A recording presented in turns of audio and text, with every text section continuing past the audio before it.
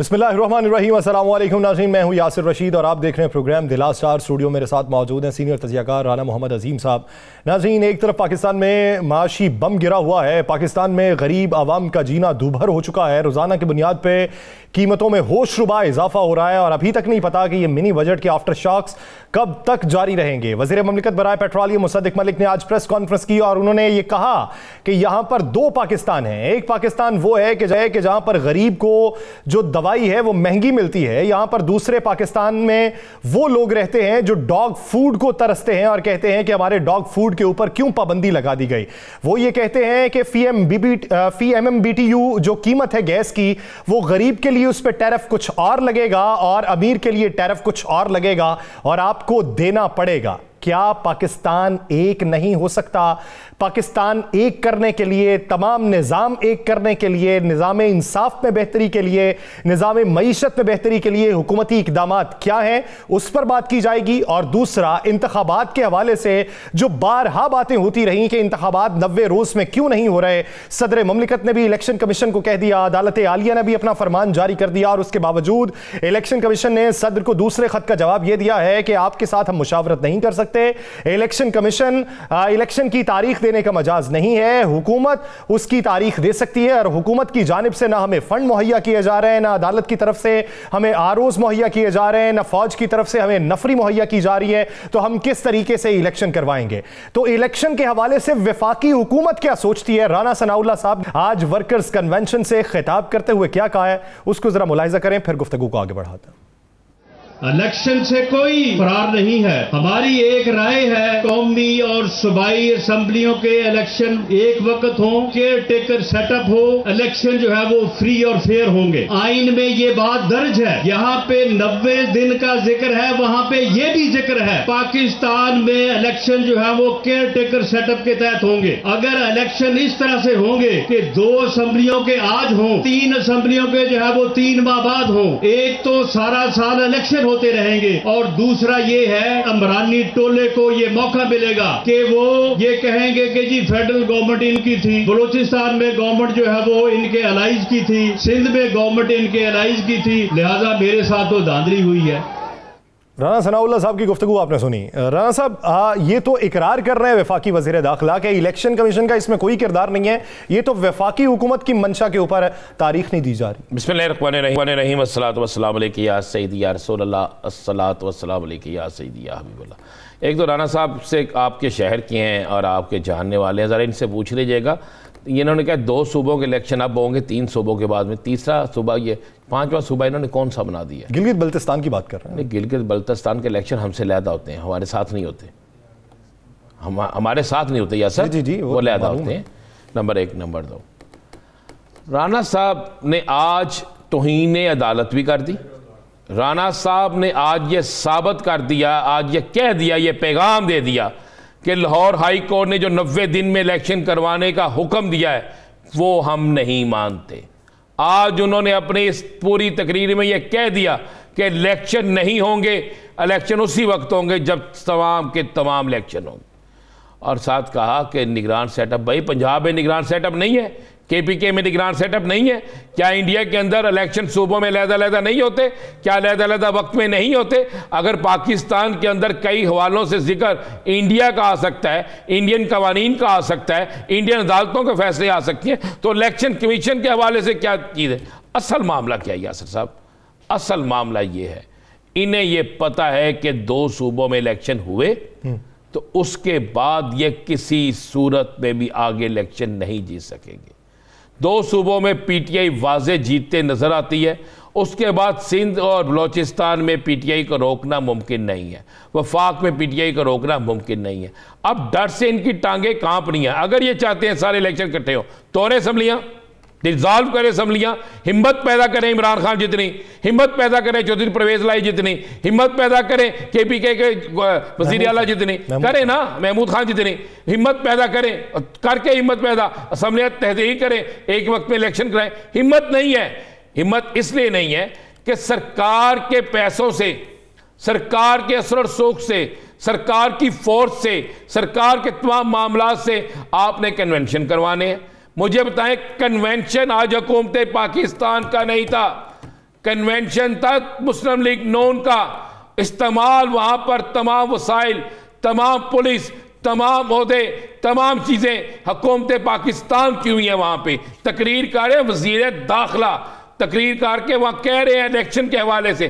क्या अगर इलेक्शन के हवाले से फैसला इन्होंने करना है, अपने जलसे जुलूसों में करना है, तो मेरे भाई फिर इलेक्शन कमीशन के दफ्तर को ताला लगा दें, फिर आप पाकिस्तान की अदालतों को ताला लगा दें, फिर आप ईवान सदर को ख़त्म कर दें। सुप्रीम कोर्ट में यह बात होती है कि सदर तारीख देने का मजाज है, सदर तारीख देख सकता है, तो राना सनाउल्लाह किस तरह इनकार कर सकता है, इलेक्शन कमीशन किस तरह इनकार कर सकता है। असल मामला वही है यासर, बड़ी क्लियर और बात। इस वक्त पाकिस्तान के अंदर एक ऐसी खौफनाक सूरत पैदा हो गई है कि पहली दफ़ा सुप्रीम कमांडर यानी आपका ईवान सदर, आपका सदर उसको जवाब दे रहा है चीफ इलेक्शन कमीशन, उसको कह रहा है हम नहीं आएंगे तुम्हारी मीटिंग में, हम आपके अहकामात को नहीं मानते, आप तजावुज़ कर रहे हैं। वो कब कह रहे हैं? जब 2 दिन पहले राना सनाउल्लाह, 1 दिन पहले यानी राना सनाउल्लाह और ख्वाजा आसफ जब ये बयान देते हैं, ट्वीट करते हैं, उसके बाद एक मीटिंग होती है, उस मीटिंग में कहा जाता है अदालत हुक्म दे। ये मैं टीवी पे चैलेंज से कह रहा हूं ये बात, अदालत हुक्म दे, सदर हुक्म दे, जो मर्जी हुक्म दे, आपने हुक्म नहीं मानना, आपने इलेक्शन की तरफ नहीं जाना। अगर आपको इलेक्शन शेड्यूल अनाउंस भी करना पड़ा तो उसके बावजूद भी आपने इलेक्शन में नहीं जाना, इसलिए कि हम इलेक्शन हार रहे हैं। जब लोगों को रोटी ना मिल रही हो, ये जो आपके मुसद्दक मलक साहब ने आके बड़ी आज तकरीर फरमाई है ना, बड़ा आज प्रेस कॉन्फ्रेंस फरमाई है, ज़रा इनसे पूछें ये किस तरह साबित करेंगे गरीब के घर की गैस कौन सी है, अमीर के घर की गैस कौन सी है। ये किस तरह साबित करेंगे कि गरीब को कौन सी मेडिसिन मिलती है, अमीर को कौन सी मिलती है। ये किस तरह उस तफरीक को ख़त्म करेंगे, ये किस तरह सामने लाएंगे। यासर मैं आपको ये हल्फन कह रहा, मैं रोज़े से हूँ यासर, मैंने आज रोज़ा रखा हुआ था, मैं आपको कह रहा हूँ खुदा की कसम, मैंने आज कई घरों में फाके देखे हैं। मैंने आज एक बड़े बड़े ठीक शख्स से पूछा, मैं मेरे ज़हन में था कि ये कारोबार, मैंने कहा भैया ने रोज़ा रखा हुआ है, सुबह की बात आपको बता। उसने कहा यार क्या बताऊँ आपको, हमारे घर में तो 2 दिन से रोज़ा है। मैंने कहा 2 दिन से रोज़ा है, समझ नहीं। उसने कहा बेटा 1 वक्त का खाना मिलता है, बस आप यही समझ लें हम रात को ही खाना खाते हैं, दोपहर में सुबह में खाना मुयस्सर नहीं है, ना बच्चों को ना हमें। मैंने कहा वजह? उसने कहा महंगाई, बेरोज़गारी, मिलें बंद, कारोबार बंद, गाड़ियाँ घरों में खड़ी कर दी हैं, ये तो आलम है। और मैंने कहा जी आप तो बड़े वोट देते थे, मैंने एक सियासी जमात का नाम लिया। उसने कहा जी मैंने तो तौबा कर ली है कि मैं अल्लाह से माफ़ी मांगता हूँ कि अल्लाह, या अल्लाह मैंने क्या गुनाह किया था उसको वोट दे के जिसकी मुझे ये सज़ा मिल रही है। तो ये तो आलम हो चुका है। तो इन हालात में किस तरह यासर साहब ये इलेक्शन में जाएंगे। ये अल्लाह कहते हैं ना हम शेर हैं। आज इन्होंने कहा है बड़ी बड़ी, मैंने मरियम साहबा की तकरीर में सुनी, कमाल की तकरीरें करती हैं। तो मियाँ साहब को पाकिस्तान आप लाते नहीं, सके 2 आपके भाई हैं, सके ना तदफीन में, ना उनको आप पाकिस्तान लाते नहीं। वो तो इसाक़ साहब अपने बेटे को पाकिस्तान, उन्होंने तो निजी टीवी को इंटरव्यू देते हुए कहा कि पाकिस्तान में जब एहतसाब का अमल शुरू होने लगे तो तब लोग बाहर भाग जाते हैं। बिल्कुल बात ये सच्ची बात की है, मैं मानता हूं उनकी बात को। इसाक़ डार भी तो बाहर गए थे, मियाँ साहब भी तो बाहर गए थे, और भी बहुत से लोग बाहर गए थे। ये बताएं अगर इनका इशारा तहरीक इंसाफ के किसी शख्स की तरफ है, उनका नाम लें, कौन बाहर गया। क्या इमरान खान पर आज के दिन तक कोई ऐसा मुकदमा दर्ज है जो करप्शन का हो, जिससे ये साबित हो एक आपने किया है कि जनाब इनको बाहर से फंडिंग आती थी, वो फंडिंग पाकिस्तान में आती थी, कोई फंडिंग अगर वो आती थी, कोई ऐसा केस जो आपने हुकूमत में रह के आपने साबित किया हो कि इसने पैसे खाए, इमरान खान इतने पैसे खाए, लाए ना सामने, नहीं ला सकते। यासर साहब आने वाले 72 घंटे पाकिस्तान की तारीख को तब्दील करने वाले हैं।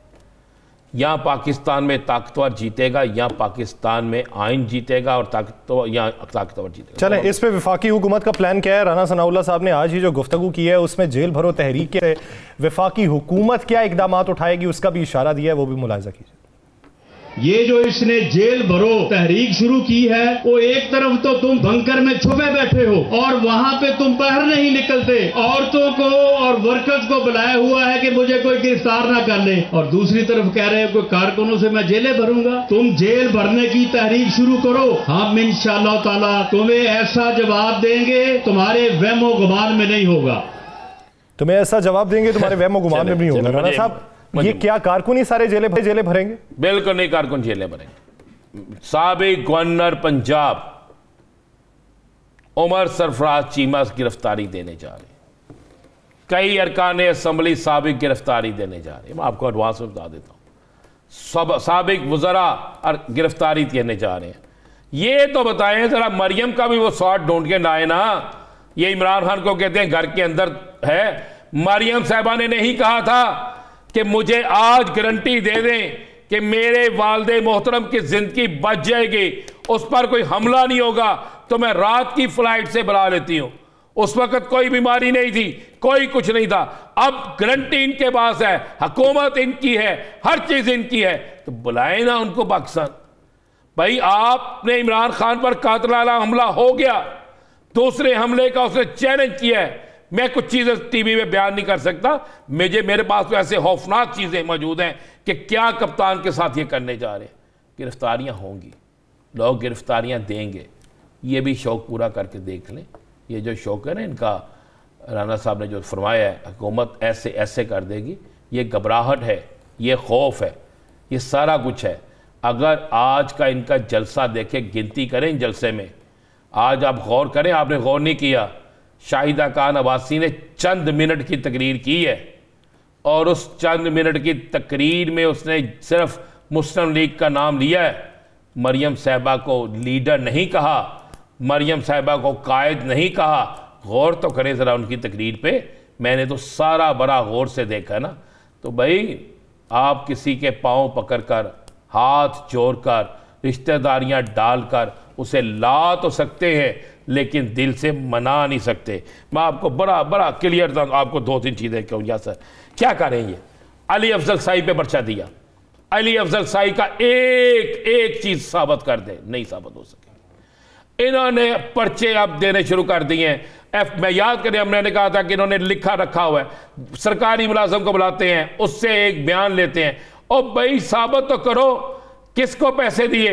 बड़ा सिंपल सा, फलाने के वाकफ कार को इतने अरब रुपया, इतना करोड़ रुपया, इतना दिया। मुझे कल अली अफजल साई की प्रेस कॉन्फ्रेंस कमाल की लगी। उसने कहा कोई साबित कर दे कि मैं कभी मोहम्मद खान भट्टी के घर भी। लेकिन राणा साहब, सवाल यहाँ पे ये पैदा होता है कि वो जो दरखास्त देता है, जिसने दरखास्त में ये भी लिखा है कि मैं ट्रांसफर पोस्टिंग के पैसे पहुंचाने जाता था, तो ये भी साबित कर दें कि क्या उसकी गिरफ्तारी डाल दी है। जिसने रिश्वत दी है, गिरफ्तार तो उसे भी किया जाना चाहिए। लेने देने वाला दोनों दोस्त की है ना। हाँ जी, दोनों जुर्म करते हैं। वो इसलिए नहीं डालेंगे, मैं बता रहा हूं कि उस बेचारे को जबरन उससे दरखास्त दिलवाई गई है। जब आप किसी को किसी इदारे में बिठाकर उसके साथ ऐसा करेंगे, मैंने उस दिन भी प्रोग्राम में कहा था, आज भी कह रहा हूं, अली अफजल साई का मैं हल्फ देने के लिए तैयार, वो नहीं 2 नंबरी करता। वो 1 नंबर आदमी, वाहद मिनिस्टर था इस गवर्नमेंट में, अमार यासर वाहद मिनिस्टर था जो नहीं 2 नंबरी करता था, 1 नंबर आदमी है। इसी तरह बाकी लोग हैं यार, कुछ जो 2 नंबरी करते थे वो आज भी हुकूमत के पास है, आज भी हुकूमत के साथ राब्तों में है, आज भी हुकूमत और वो अपोजिशन में रह के एक दूसरे की मुखबरी करते हैं। जिनको पकड़ना चाहिए उनको पकड़ते नहीं, जिन पर आपका बस नहीं चलता उन पर झूठे पर्चे देते हैं, झूठी FIR देते हैं। बेसिकली ये chief justice Lahore high court को दबाने की एक साजिश थी, ये अदलिया को ब्लैकमेल करने की एक साजिश थी। या सर ये सारा कुछ चल रहा था, और ये सारा कुछ जो है मैं आपको बड़ा क्लियर करना, चंद दिन की बात है, खत्म हो जाएगा। मैं अगले प्रोग्राम में कुछ डॉक्यूमेंट्स लेके आऊंगा जिसके बाद इनकी सारी करप्शन जो लोगों पे इल्जाम लगा रही है गंदे हो जाएंगे। इस कौम का पहली दफा पैसा बचा है, अरबों रुपए सिर्फ अली साई की अली अफजल साई की वजारत में बचे हैं, बाकी लोगों की वजारतों में अरबों रुपए बचे हैं। इनको क्या हुआ, ये छोड़े इनको, ये डराने के लिए कार्य, कुछ नहीं होगा। या सर अब आपको मैं खबर दूं, कप्तान ये क्यों डर रहे हैं इलेक्शन से, आप सुन ले। कप्तान ने इनके होम ग्राउंड से इनको आउट कर दिया, इलेक्शन से पहले इनके होम ग्राउंड से आउट कर दिया। इनके पास होम ग्राउंड क्या होता था मियां नवाज शरीफ का? लाहौर, शेहूपुरा, गुजरांवाला, सियालकोट, फैसलाबाद। फैसलाबाद में अली अफजल साई, उसके वालद, उसके चचा फरख हबीब एंड टीम, ये सारी ले दे गई है। अब आपको बताऊं, शेहूपुरा में पहली दफा होगा, मैं ये आपको बताऊं, मैं स्क्रीन पे आपको मैं वो तस्वीरें तक दिखा। अब फैसला क्या हुआ इनका? इनका फैसला ये हुआ कि लाहौर में ये वलीद इकबाल को लड़ा रहे हैं, असलम इकबाल को लड़ा रहे हैं। वलीद इकबाल लड़ेगा MNA का इलेक्शन, अब उसको कौन हलाएगा? चीमा लड़ेगा, असलम इकबाल लड़ेगा। उसके बाद शेहूपुरा से, लाहौर से हुमायूं अख्तर खान लड़ेगा। फिर लाहौर से ही मियां अमजद इकबाल इलेक्शन लड़ेगा। मियां अमजद इकबाल, ये मियां असलम इकबाल का भाई और कमाल का आदमी है। मियां अमजद इकबाल इतना डाई हार्ट है कि असलम इकबाल से ज्यादा वोट लेगा और उसको जिस मर्जी हल्के से इलेक्शन लड़ा दें। हमाद अजहर है यहाँ पे, शहबाज गिल को वोट देने लगे हैं। शेहूपुरा से शकील अताउल्लाह विरक है, उसको करने लगे हैं। फिर तनवीर अहमद विरक है, उसको करने लगे हैं। फिर लाहौर शहर में, ये असलम इकबाल के भाई, लाहौर शहर में हसन है जो PP 148 से है। ये ऐसी चीजें हैं कि आप सोच नहीं सकते। तनवीर विरक शेहूपुरा से है। यानी उन लोगों को, जिन लोगों के मुतालिक में जिनके मैंने ये नाम लिए हैं, ये सारे विनिंग कैंडिडेट हैं। अब हुआ क्या, लाहौर में बाकी हल्कों में भी ये एक एक करके बंदे को चुन रहे हैं कि इस बंदे को इलेक्शन लड़ाया जाएगा। अब जब इन्होंने नजर आया, इन्होंने सर्वे कराया कि ये सारे लोग तो जीत रहे हैं, ये तो हमारे, मैं तो नहीं तो भी सियालकोट का जिक्र ही नहीं किया, सियालकोट का आपको बताया ही नहीं कि सियालकोट में क्या होने जा रहा है। अब शहबाज गिल फैसलाबाद से इलेक्शन लड़ा रहे हैं, फैसलाबाद से, वो वहां से जीत जाएगा। अब वलीद इकबाल अंदरून शहर से इलेक्शन लड़ रहा है, वहां हल्का भी चले आपको बता देता हूं, ये जीत जाएगा। हमाद अजहर अपने हल्के से जीतेगा। मियां असलम का तो मुतवादल ही कोई नहीं है। उसके बाद शकील अताउल्लाह जो है 140 से इलेक्शन लड़ रहा है, उसको 99% है। ये असलम इकबाल का भाई अमजद इकबाल जो है, ये कहते हैं इसको लाहौर के जिस मर्जी हल्के से, खासकर मैं आपको ये बता दूं, मियां महमूद रशीद का हल्का सारा उसके साथ खड़ा है। हसन ये गरिशौ से, जहां से कभी भी कहते थे नॉन लीग नहीं हार सकती, वहां से ये जीतेगा।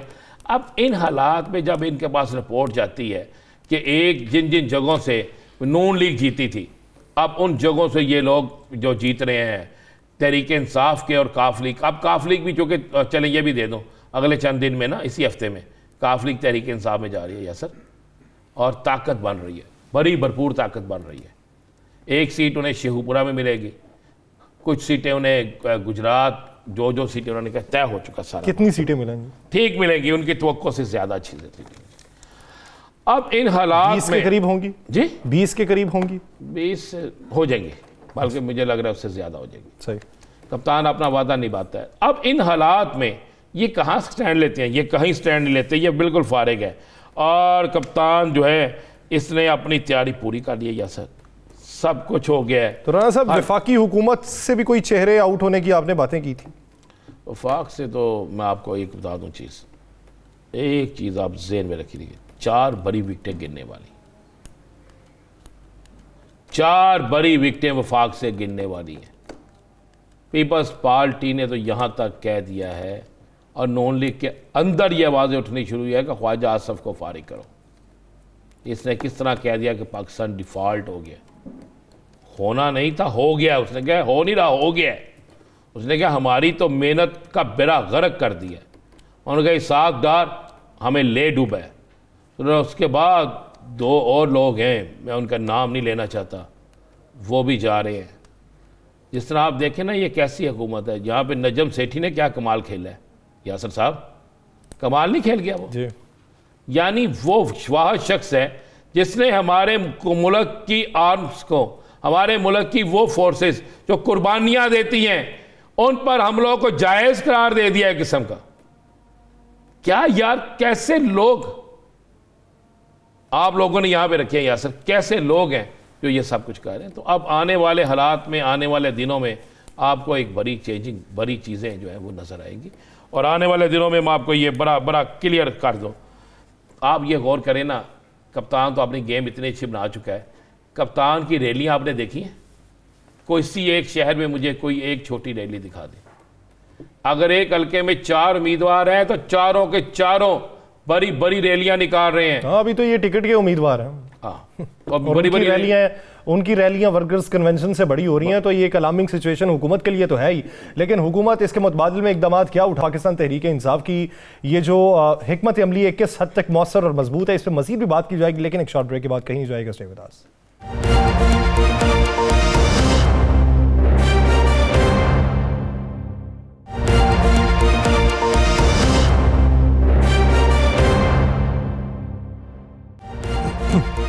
ब्रेक के बाद खुशामदीद नाज़रीन। पंजाब और खैबर पख्तूनख्वा की सूरत हाल इस नहज तक पहुंच चुकी है कि इंतखाबात की तारीख का ऐलान होता हमें दिखाई नहीं दे रहा किसी भी तरफ से, क्योंकि अगर इलेक्शन कमीशन पे बात आए तो इलेक्शन कमीशन वो जिम्मेदारी दूसरों पे डाल देता है, गवर्नर पे बात आए तो वो ये कहते हैं कि असेंबली का तहलील करने की समरी के ऊपर दस्तखत मेरे नहीं है, सदर पे बात आए तो सदर इलेक्शन कमीशन को भेजते हैं खत और इलेक्शन कमीशन दो टोक उसका जवाब दे देता है।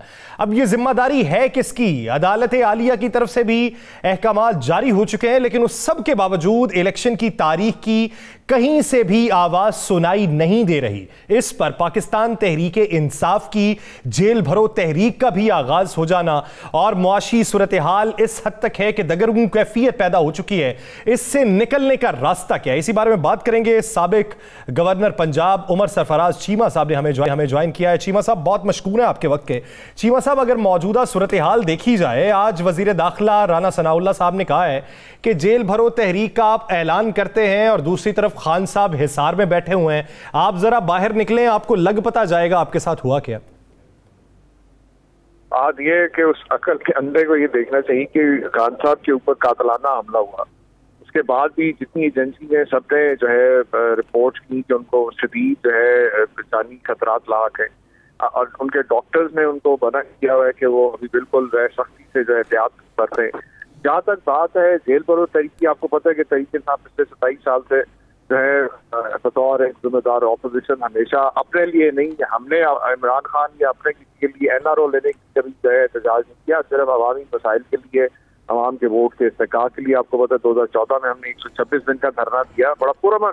हमने 27 साल में हमेशा जब भी एहतजाज किया एक पुरअमन तरीके से। ये तो इस दफा ऑप्शन हम देंगे, क्योंकि जो जिस मुआशी तौर पर हालात जिस महज पे इन्होंने पहुंचा दिया, जिस तरह आपने खुद भी बताया कि किस तरह ये इलेक्शन के मैदान से भाग रहे हैं और एक दूसरे के ऊपर मुद्दा डाल के समझते हैं कि जान बचेगी, ये सारे जो है मिल के जो मिली भगत हो रही है, ये सब मिल के जो है ये PTM की वहाँ पे जो है आइन फिक्स कर रहे हैं। तो इस हवाले से जो है पार्टी क़यादत ने फैसला किया कि खान साहब अभी गिरफ्तारी नहीं देंगे, लेकिन बाकी जो सेकंड ईयर लीडरशिप है और हमारे वर्कर्स हैं वो जेल भरो तहरीक तो बुध से शुरू हो रही है, तो और से उसके अंदर जो है भरपूर तरीके से अपने आप को रज़ाकाराना तौर पर गिरफ्तारी के लिए पेश करें। उमर साहब, उसमें पहला नाम आपका भी है? जी बिल्कुल, मैंने खुद अपना नाम लिखवाया बतौर खान ने, जब क्योंकि ये रज़ाकाराना तौर पर नाम मांगे गए थे। तो आप तो राना सनाउल्लाह तो कहता है ये आने दें इनको, फिर मैं इन्हें बताऊंगा कि जेल होती क्या है। हम तो आ रहे हैं, राना सनाउल्लाह अभी आ जाए ना, वो तो हमें बढ़ के मारता रहता है कीचड़ भेजियाँ, वो भी आएगा तो पता चल जाएगा, उसको भी लग पता जाएगा। तो दूसरे मुझे सवाल का ये तो जवाब दे दें, आज तो ख़त्म हो गया आइनी तौर पर 90 दिन वाला सारा सिस्टम, देखे 54 दिन का आपने देना होता है शेड्यूल, ये आपके आइन में मौजूद है 54 दिन का शेड्यूल, तो अब तो 52 दिन रह गए। आप बिल्कुल ठीक कह रहे हैं कि इन सब ने मिलके जो बहाने जिस रास्ते रहे एक दूसरे पे डालते हैं, हालांकि आइन में बड़ा वाजे है कि अगर तो गवर्नर 105 सब क्लॉज 1 के तहत असेंबली तोड़ता है तो उसके बाद 105 सब क्लॉज 3 के तहत उसको नए इलेक्शन की तारीख का ऐलान भी करना होता है, जो कि खैबर पख्तूनख्वा के गवर्नर ने किया। उसने 48 घंटे से पहले ही जो है असेंबली जो है डिसॉल्व कर दी। उसके बाद जो उसका काम था कि वो निगरान हुकूमत कायम करने से पहले जो है वो नए इलेक्शन इंतखाबात का ऐलान करता। लेकिन आपने देखा, क्योंकि मसला ये है कि पहले भी कि किताब पे में से कभी किसी ने आई खोल के पढ़ी नहीं, और क्योंकि PTM पहले दिन से कह रही थी, पहले भी आपको पता है कि वो इलेक्शन से भागने के जो बहाने ढूंढ रहे थे। उसके बाद जब ये तहरीक इंसाफ ने दोनों असेंबलियां जब तहलील की सुबाई, तो उसके बाद तो बिल्कुल ही वो जैसे कहते हैं ना पौंतर गए, और उसके बाद फिर वो जिस तरह से इलेक्शन से भागने की अब वो इदारों को इस्तेमाल कर रहे हैं। लेकिन आज वजीर दाखिला राना सनाउल्लाह में आके जब ये देखे ना अपनी जिम्मेदारी दूसरों पे डाल रहा है, हालांकि आर्टिकल 220 के तहत तमाम रियासती मशीनरी जो है वो पाबंद है कि इलेक्शन कमीशन के हुक्म के मुताबिक इलेक्शन को जो है कंडक्ट किया जाए। चीमा साहब, जिम्मेदारी तो बहुत पीछे रह जाती है। आज तो वफाकी वजीर दाखिला ने यह कह दिया है कि आइन के अंदर अगर ये लिखा हुआ है कि 90 दिन में इंतखाबात हों, तो आइन में ये तो कहीं नहीं लिखा कि अलग-अलग से भी इंतखाबात हो जाएं। तो वो ये कहते हैं कि कुली तौर पर इंतखाबात होंगे, नहीं तो ये तो साल इलेक्शन चलते रहेंगे।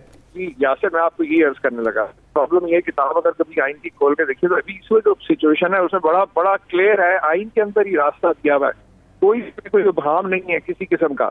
गवर्नर खैबर पख्तूनख्वा जो है उसने आर्टिकल 105 सब क्लॉज 3 के तहत वो नए इलेक्शन का ऐलान करने का पाबंद है बगैर किसी मुशावरत के।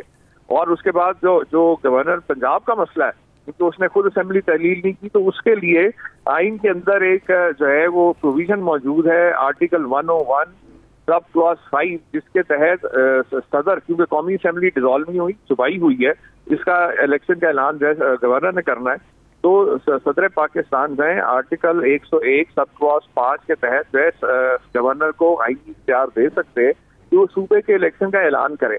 अब ये जो सारा, क्योंकि या तो इनको पता नहीं है और पता है तो फिर बिला वजह की जो औंगियां बोंगियां मारते हैं टीम पे आके, आइन बड़ा वाज़े है, हर तरह की सिचुएशन के अंदर उसके अंदर जो है प्रोविजंस मौजूद है।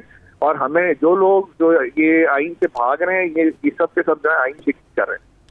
अच्छा, ये तो बता दें, अब तो गवर्नर से मिलने से, उसकी मीटिंग में जाने से भी इलेक्शन कमीशन ने इनकार कर दिया है, सदर पाकिस्तान सदर पाकिस्तान की मीटिंग में जाने। तो अब सदर पाकिस्तान के पास इख्तियार है, वह खुद अनाउंस कर सकते हैं इलेक्शन की तारीख, हुक्म दे सकते हैं। तो क्या सदर पाकिस्तान हुक्म देंगे या इलेक्शन की तारीख अनाउंस करेंगे या हदायत देंगे, क्या होगा? देखिए, उसके अंदर जो कल इलेक्शन कमीशन है कि जो सेक्शन 57 है इलेक्शन एक्ट 2017 का, उसके तहत वो इन्वोक कर सकते थे, लेकिन उसमें ये कहा गया कि जी अगर कौमी असेंबली की डिसॉल्व होती तो उसके शेड्यूल का ऐलान सदर साहब कर सकते हैं और सूबे का गवर्नर साहब कर सकते हैं। मैंने आपसे कहा कि ये दोनों गवर्नर जो हैं ये सिर्फ हीले बहानों से, ये सिर्फ अपनी जिम्मेदारी से भाग रहे हैं और आइन शिकनी कर रहे हैं, सिर्फ जो ऊपर डाकुओं का टोला बैठा है मरकज में उनको खुश करने के लिए। आपके सामने जब मैं गवर्नर पंजाब था तो क्योंकि गवर्नर को हटाने का इख्तियार सिर्फ सदर के पास है, लेकिन आपने देखा कि जिस तरह से गैर आईनी तौर पे जो है शहबाज शरीफ के बेटे को यहाँ मुसल्लत किया गया बतौर चीफ मिनिस्टर और गैर आईनी फैसला लिया गया जो बाद में 2.5 महीने बाद रिवर्स हुआ, तो उसी दौरान इन्होंने मुझे भी जो डी नोटिफाई किया डिवीजन से वो गैर आईनी तौर पे फैसला था, जिसको मैंने चैलेंज किया हुआ है इस्लामाबाद हाई कोर्ट के अंदर, क्योंकि सदर की मर्जी के बगैर जब तक वो न चाहे कोई गवर्नर को हटा नहीं सकते, तो गवर्नर जो है वो सदर की का हिस्सा होता है। लेकिन यहाँ पे हम देख रहे हैं कि जो इन्होंने किया अपनी मर्जी के गवर्नर लगा के, अब ये गवर्नर से जो है आइन करा रहे हैं। हालांकि अच्छा चीमा साहब, अगर सदर पाकिस्तान के पास इख्तियार नहीं है तौर पे कि ये नए इलेक्शन का जो है ऐलान करें, अगर सदर पाकिस्तान के पास इख्तियार नहीं है तो शेख रशीद साहब कहते हैं सदर ऐलान करें या मुस्ताफी हो जाएं, तो फिर शेख रशीद साहब क्या सियासी बयान दे रहे हैं? इसका जवाब शेख रशीद साहब बेहतर बता सकते हैं। मैंने तो आपको वो बताया जो आइन और कानून के मुताबिक जो प्रोविजन। तो फिर सदर पाकिस्तान, बहुत सारे सियासतदान जो है वो सियासी बात पे ज्यादा तवज्जो देते हैं, जो आइन और कानून के मुताबिक उसमें बड़ी क्लैरिटी है। और मैं पहले दिन से कह रहा हूँ ये पिछले 1.5 महीना इन्होंने सिर्फ जाया किया है, इन्होंने एक दूसरे पे जिम्मेदारियां डाल के। चीमा साहब, अब आप तहरीक इंसाफ जो है वो 90 दिन इंतजार करेगी या तहरीक इंसाफ फौरी तौर पर आला अदलिया से रजू करेगी?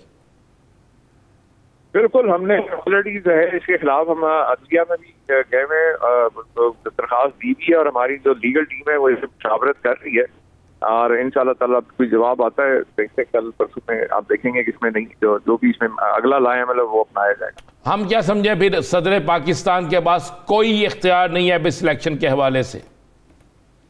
नहीं, सदर पाकिस्तान के पास इख्तियार है, वो गवर्नर KPK को जो है वो वहां से फारिग कर सकते हैं। तो उसने आर्टिकल जो है 105 सब क्लॉज 3A की जो है उसने खिलाफ वर्जी की है, क्लियर खिलाफ वर्जी की है, क्योंकि उसने ये गवर्नर KP के ऊपर तो लागू आता है। गवर्नर पंजाब का क्या बनेगा? क्योंकि गवर्नर पंजाब तो कहते हैं असम्बली के ऊपर दस्तखत मेरे नहीं है। नहीं, वो ठीक कह रहे हैं, वो उसने असेंबली नहीं तोड़ी, गवर्नर पंजाब ने असेंबली नहीं तोड़ी। 105(1) के तहत वो पंजाब की असेंबली आर्टिकल 112 के तहत टूटी है, इसीलिए उसके अंदर उसको इख्तियार चाहिए अनाउंस करने का, जो कि सदर पाकिस्तान आर्टिकल 101 सब क्लॉज 5 के तहत दे सकते हैं। लेकिन जो गवर्नर खैबर पख्तूनख्वा है उसने तो क्लियर उसने आइन शिकनी की है, इसलिए वो तो फौरी तौर पे अपने होते से फारिग किया जा सकता है। सदर पाकिस्तान के पास इख्तियार है, कि वो उसको आइन सीखनी करने के ऊपर, मिसकंडक्ट के ऊपर जो है वो गवर्नर KPK को भी फारिग कर सकते हैं, और अगर ये कोई बहानेबाजी करता है गवर्नर पंजाब, तो उसको भी गवर्नर सदर पाकिस्तान जो है उसको हटाने का जो है वो समरी भेज सकते हैं। चीमा साहब, ये कल डॉक्टर यास्मीन राशिद साहिबा ने कहा है कि मैं अदालत से रुजू करूंगी, मेरा फोन टैप किया गया है। पहले इस तरह चौधरी परवेज इलाही साहब भी बयान दे चुके हैं, और यास्मीन राशिद साहिबा का यह भी कहना था कि दीगर लोगों के भी फोन टैप हो रहे हैं। क्या ये लोग इनफरादी तौर पे अदालत का रुख करेंगे कि या आप इज्तमाई तौर पे पार्टी पूरी दरखास्त दायर करेगी कि हमारे फोन कॉल्स टैप किए जा रहे हैं? इसमें भी फिलहाल तो डॉक्टर यास्मीन का क्योंकि ये ऑडियो टेप सामने आया है, उस वाले से वो अपने लॉयर्स के साथ कंसल्ट कर रही हैं, और कल मेरे ख्याल में वो जो है इसके खिलाफ वो दायर करेंगी, क्योंकि आपके सामने है कि एक तरफ जो है दहशतगर्द आए रोज अपनी कार्रवाइयां कर रहे हैं, और जो टेक्नोलॉजी इन्होंने ली थी दहशतगर्दों को मॉनिटर करने के, वो ये अपने सियासी मुखालिफिन के खिलाफ इस्तेमाल लगे हुए, और मुल्क पूरा जो है इन्होंने दहशतगर्दों के रहमो करम पे छोड़ा हुआ। अच्छा, ये तो बता दें मुझे, सदर पाकिस्तान से कोई खान साहब की बात हुई, कोई आइंदा 1-2 दिन में मुलाकात है? और अगर कल नहीं ये इलेक्शन कमीशन वहाँ जाता तो सदर पाकिस्तान जो हैं, क्या वो इलेक्शन कमीशन के खिलाफ किसी जगह लिख सकते हैं? बिल्कुल, सदर पाकिस्तान जो है वो सरबराह है, आईनी सरबराह है, और तमाम इदारे उनके मातहत हैं। अगर वो किसी भी इदारे के मिसकंडक्ट के खिलाफ अगर वो एक्शन लेना चाहें तो सदर पाकिस्तान ले सकते हैं। चीमा साहब, आप क्या समझते हैं, जेल भरो तहरीक का आगाज जो बुध से होने जा रहा है, इसका आगाज सबसे पहले किस शहर से होगा, किस बड़ी नामवर शख्सियत से होगा? लाहौर से, इंशाअल्लाह ताला लाहौर से। जो इमरान खान साहब ने ऐलान भी किया था कि बुध से लाहौर से हम जेल भरो तहरीक का आगाज करेंगे। उसके बाद हर रोज जो है एक बड़े शहर से जो है हमारी क़यादत जो है और वर्कर्स हैं अपने आप को रज़ाकाराना तौर पर गिरफ्तारी के लिए पेश करेंगे। अच्छा, जब आपने कहा शायर कायदे आज़म पे आप गिरफ्तारियां देंगे, पुलिस नहीं गिरफ्तार करती आपको, फिर इसके ऊपर हो रही है मुशावरत, अभी है 1-2 दिन तो लाया मलम बना रहे हैं, क्योंकि मैंने जैसे आपसे पहले कहा कि हमने पहले धरने दिए, रैलियां की, प्रोटेस्ट किए, सारा कुछ धरने भी देते रहे, लेकिन ये जेल भरो तहरीक हम भी जो है पहली दफा करने जा रहे हैं, और इसका जो लाया उसको पूरा मुशावरत कर ली गई है, जो पुराना लोग तजर्बे रखते हैं, और उस हवाले से इंशाअल्लाह ताला बुध को देखेंगे जो भी लाया मल होंगे वो सबके सामने आए। खान साहब अपनी गिरफ्तारी पहले मरहले में देंगे या उसे अगले मरहले पे मुलतवी रखा गया? नहीं, ये क़यादत का फैसला है सबका कि खान साहब जो है वो अभी गिरफ्तारी नहीं देंगे, अभी सेकंड ईयर लीडरशिप और जो वर्कर्स हैं पार्टी के वो देंगे। खान साहब को आप लगते हैं कि इलेक्शन अनाउंस हो जाए ताकि खान साहब कंपेन कर सकें, टेलीफोनिंग कंपेन या जो भी आप चलिए बता दें, खान साहब सुबह हाई कोर्ट उससे ज्यादा जो है ना, खान साहब तो उनकी ख्वाहिश थी, वो अभी भी चाहते थे कि सबसे पहले वो गिरफ्तारी दें, लेकिन मैंने जैसे आपसे पहले अर्ज किया कि उनके जो सेहत के इशूज हैं, जो उनको सिक्योरिटी थ्रेट्स हैं, उसकी बुनियाद के ऊपर हमने जो है ये फैसला किया, क्योंकि डॉक्टर्स ने बड़ा सख्ती से मना किया, क्योंकि बार बार जो अदालत में भी पेश होने पे वो मौजूद जज साहब इस्तार कर रहे थे, तो उस पर तो उनके डॉक्टर्स ने बल्कि अदालत में पेश होकर वहाँ पे बताया कि वो अगर बिल्कुल इस वक्त जो है अगर मजीद उनको 2-3 हफ्ते जो है वो सख्त एहतियात करने की जरूरत है, तो किसी किस्म की बेहतियाती जो है वो नुकसान भी हो सकता है। मरियम नवाज साहिबा कहती हैं शेर का जिगर चाहिए गिरफ्तारी देने के लिए।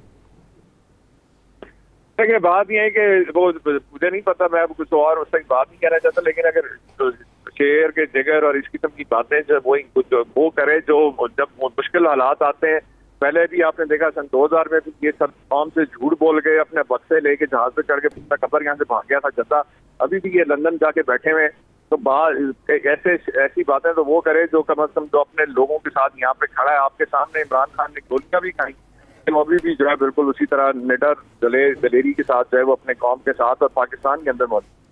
अच्छा चिबा साहब, गाड़ियाँ लग जाती हैं, तैयारियाँ हो जाती हैं, कह दिया जाता है कि खान साहब अदालत में जा रहे हैं, फिर अचानक मुलतवी हो जाता है, आगे भी ऐसे ही चलेगा?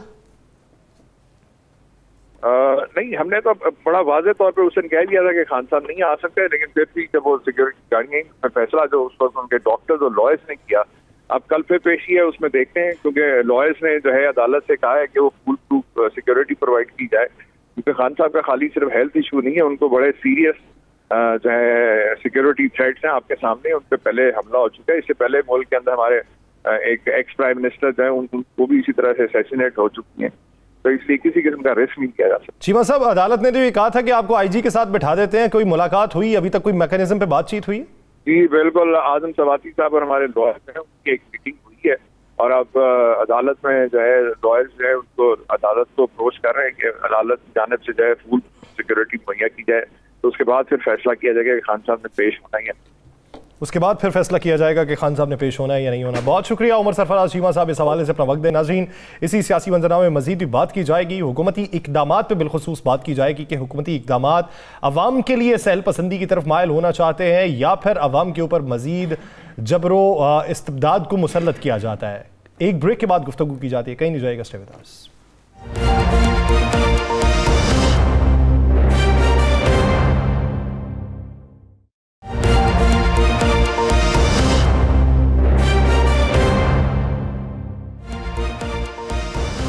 ब्रेक के बाद खुशामदीद। नाज़रीन, रियासत पाकिस्तान का आईन पाकिस्तान एक आम शहरी को क्या हुकूक देता है। एक आम शहरी का हक यह है कि प्राइवेसी उसको मुहैया की जाएगी। अगर प्राइवेसी में खलल डालने की कोशिश की जाती है तो वो किन जराए से की जा सकती है, किसके हुक्मनामे से की जा सकती है, फिर उसके बाद आप उसकी प्राइवेसी में खलल डालते हुए अपनी इंफॉर्मेशन को हासिल कर सकते हैं। यह हर शख्स के साथ नहीं हो सकता। इसके लिए हाई ट्रीजन का केस हो सकता है। इसके लिए वो अनासिर हो सकते हैं जो मुल्क में अनारकी फैलाना चाहते हैं, दहशत गर्दी फैलाना चाहते हैं, दहशत गर्दों के सहूलतकार होते हैं, उनके लिए होता है। अब ये जो ऑडियो लीक्स मंजर आम पे आ रही हैं, वफाकी वज़रा बैठ के अपनी प्रेस कॉन्फ्रेंसेस में उसका तज़किरा करते हैं और फिर कुछ ऑडियो लीक्स सीधी डायरेक्ट चैनल्स की स्क्रीन की जीनत बनती हैं। उस पर डॉक्टर यास्मीन राशिद साहिबा और चेयरमैन पीटीआई इमरान खान साहब ने आज गुफ्तगू की है। वो क्या कहा है, पहले उसका कुछ हिस्सा मुलाहिजा कीजिए, फिर गुफ्तगू को आगे बढ़ाते हैं।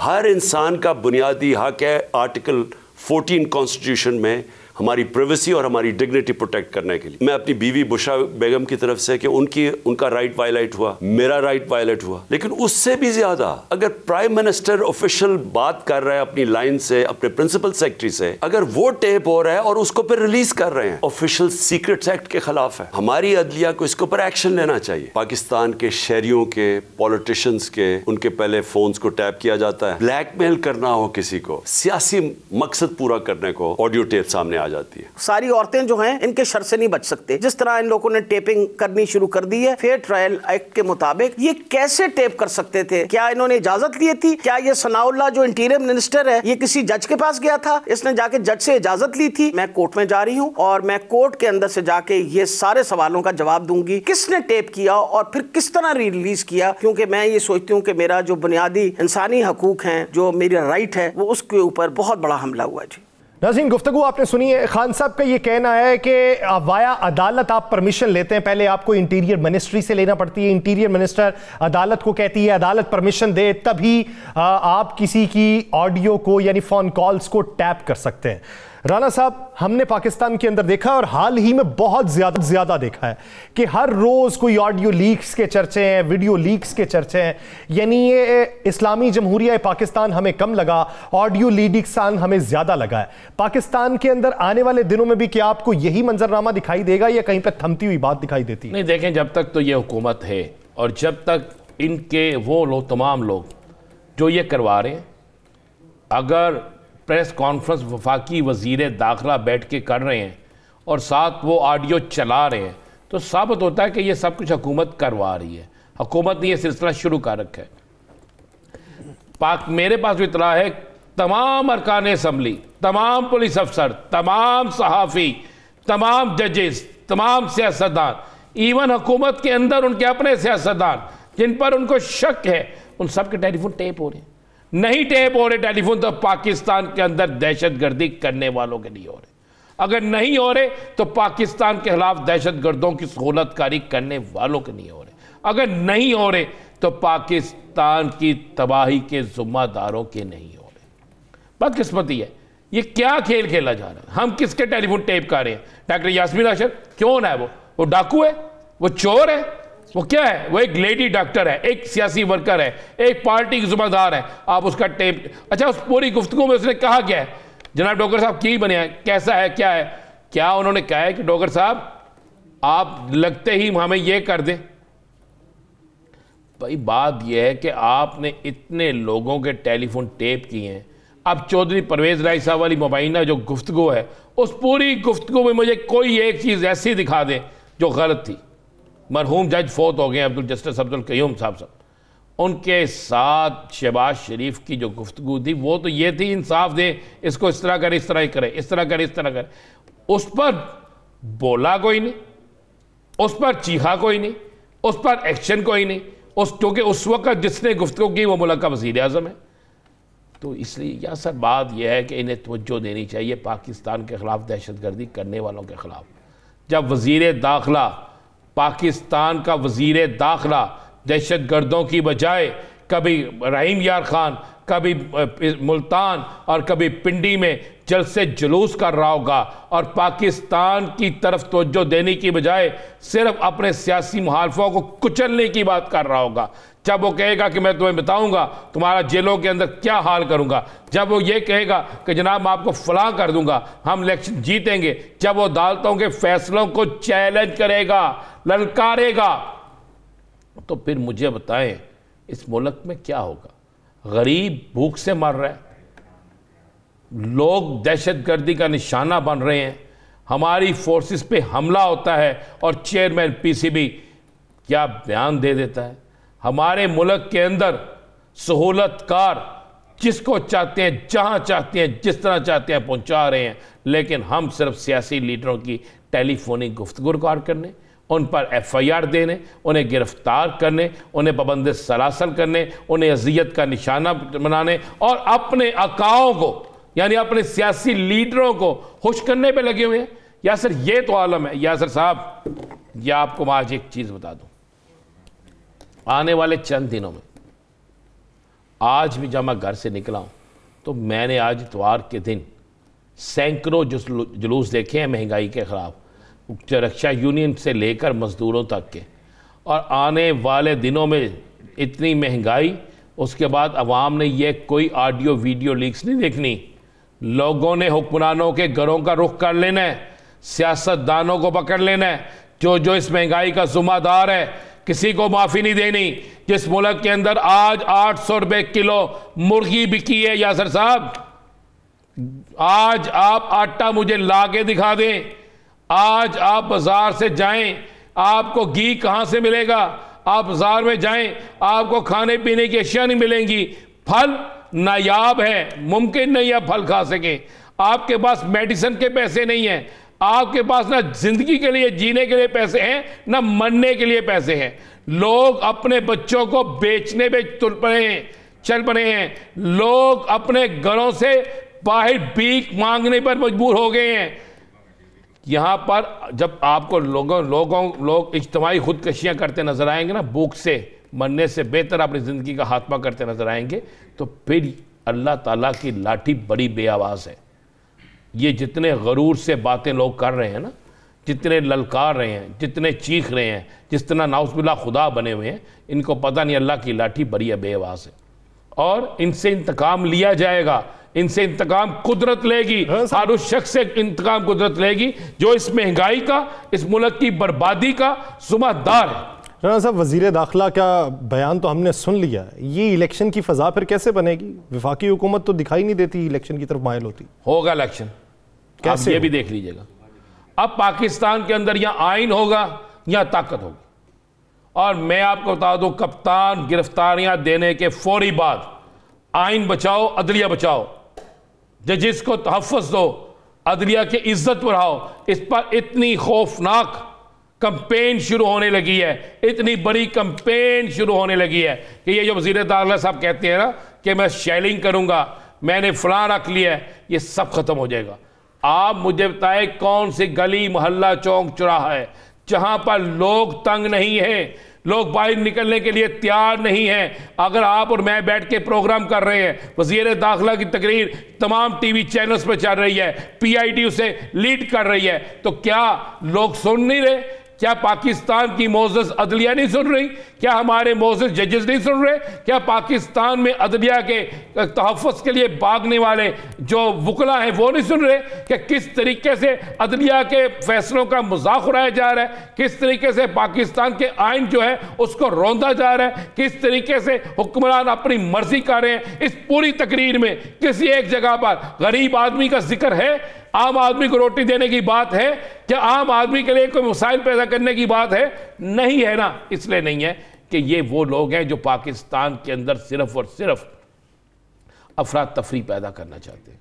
जो मुझे तो लग रहा है यासर कि एक प्लानिंग के तहत ये सब कुछ हो रहा है, लेकिन ये मेरा मुल्क और मेरे मुल्क को चाहने वाले वो तमाम फोर्सेस जो पाकिस्तान की मुहाफिज हैं, चाहे वो सियासी हैं चाहे वो सरकारी हैं, वो इंशाल्लाह इस मुल्क को कुछ नहीं होने देंगे। अब आइन की और ताकत की, इक़्तिदार की और आइन की जंग है, और हमेशा आइन जीता है, क्योंकि अब आइन के साथ आपको दोबारा वो तहरीक नजर आएगी जो जस्टिस इफ्तिखार चौधरी के वक्त में थी, उससे बड़ी तहरीक नजर आएगी। यासर साहब, इस बात को आप जहन में रख लीजिएगा। राणा साहब, ये ज़िमनी इलेक्शन से भाग रहे हैं, वो पाकिस्तान पीपल्स पार्टी जो ये कहती थी कि हमने एक बार गलती कर ली थी, उसके बाद हम गलती नहीं करते, हम हमारे ही प्रोग्राम में कहा था ना जी, तो अब फिर इलेक्शन से बायकॉट की वजूहत क्या है? इन्होंने सबको राजी कैसे कर लिया?